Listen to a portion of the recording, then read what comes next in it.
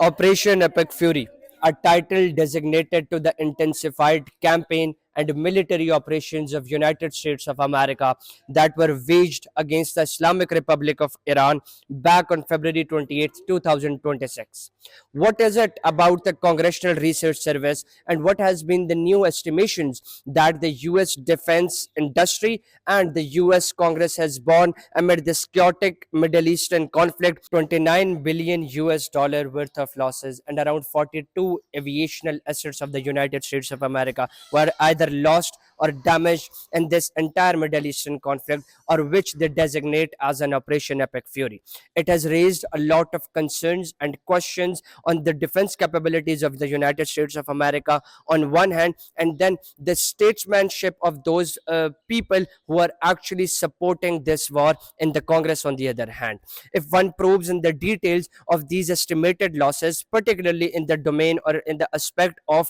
the aviational asset losses, the most notable loss is that of four F-15E direct strike Eagle aircrafts, which were devastated or which were directly shot down by the Iranian authorities in the month of March only. One A-10 Thunderbolt 2, one F-35A stealth fighter jet, two KC-135 refueling aircrafts, and an additional five KC-135 tankers that were ultimately destroyed and damaged in this Operation Epic Fury. But what is more astonishing and surprising is that that majority of the losses that were borne by the US defense system in this particular conflict was the one which involved unmanned aircrafts. Yes, not two or four, but 24 Mk9 drones were ultimately damaged in this entire Operation Epic Fury, which was a direct engagement between the United States of America and the Islamic Republic of Iran.